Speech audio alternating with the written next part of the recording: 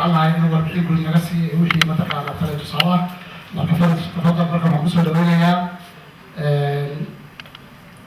على أوار قفك ودن كان سوى دعودي سوسعات حتى إلا سوى تجليه إن قفك نرشي بيسك هذا وقفك إنه ماله جيفته يروحوا عن الداود اللي عاوجه لكن وهي هند بروحي كانن دولة إن إلهي النظام كياس بدري marka qofka mar hadii processkiisa dacwada ugu horeyso kala didma la siiyo ama processkiisa dhamaado waxaan u hayna malaha taa waxay keentay marka dad aad u fara badan inay banaanka soo istaagaan oo kale waa la socoteen dad fara badan oo Soomaali ah oo banaan baxay sameeyay waqtiyadii waliba roobkii qabowga faraha badan ay jireen marka runtii mushkiladda hadda dadka Soomaalida inta ku haysatay waxay u badan tahay marka laga reebo dad wadanka yimid way jiraan oo sharciyo la siiyay iyaguna dhibaatooyin gooniya wadanka kala kulmay oo haday noqon lahayd wadankan ama inay afkii bartaan oo kale ama arrimahan hadda ay keeneen maadaama dhaqaalihii hoos u dhacay xataa dadka inay shaqo helaan oo kale siyaasadii guud wadanka isbedeshay arrimaha laftooda waxay saameyn ku yeesheen joogitaankii nolosha dadka halkan ku nool yihiin wax badan waxaa looga bixin karaa inay dadku isku duuban yihiin oo ay danahooda meel ku soo wada jeestaan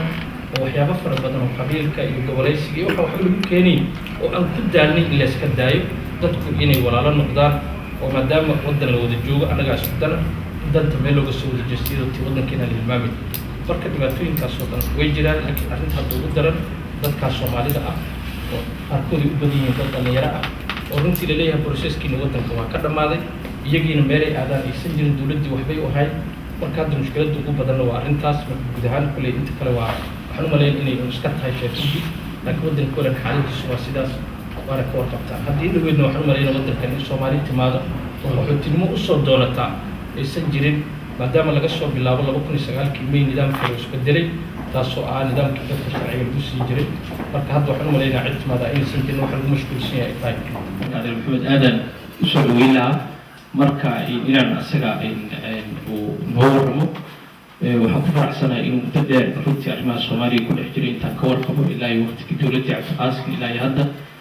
marka waxaan jeclahay inuu kulay wax badan uu noo hayo marka arrimahaas ku sii dheeraama marka waa mahadsantiina waxaanu nahay dad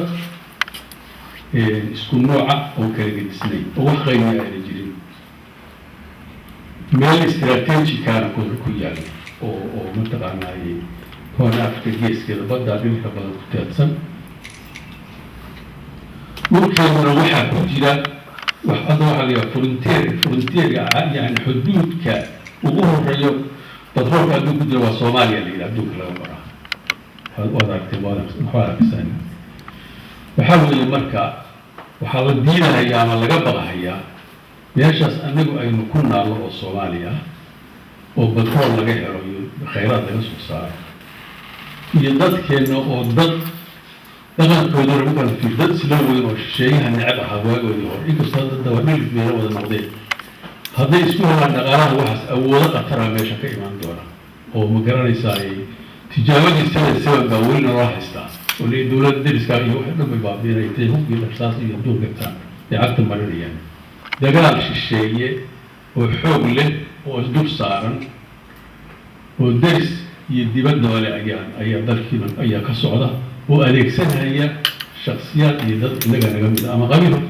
kusoo abaabulay ama diinta lagu soo abaabulay inta ugu xun oo ugu foosha xun dowladdii Soomaaliya laba dowladood laga dhigo oo mataqaanaa nin Soomaaliya wadani uusan dhici karin taas waxaa xun qabiilkan hooseeya waaba la heshiin karaa waxaa weeye marka dhibaatada taalla waxaa weeye dadka Soomaalida ah bisay siyaasadda weyn ma gaarin dastuur baa loo yaalla dastuurkaas waxaa ku qoran jamhuuriyadda Soomaaliya inay tahay dad ay tahay lama qaybin karin lagu xadgudbo dhulkeeda deegaankeeda min xuduudaadkeeda waa qoray waqooyi waxa weeye mataqaana goobka aadam waqooyi galbeed waa Jabuuti galbeed waa Ethiopia koonfur galbeedna waxa weeye Kenya barina waa Indian Ocean saas oo qorta dastuurkii marka dowladda kale ka dhex dhalan kartaa maxay tahay dowladda kale ka dhex dhalan kartaa maxay tahay waxa isweydiinay male waxa leeyahay madaxweynaha Soomaaliya iyo madaxweynaha Soomaaliya baa shiraya يعني هو وحياها يخصيها ونكي وضلها إنه ودن كوجر ودنكي سدلي سكمت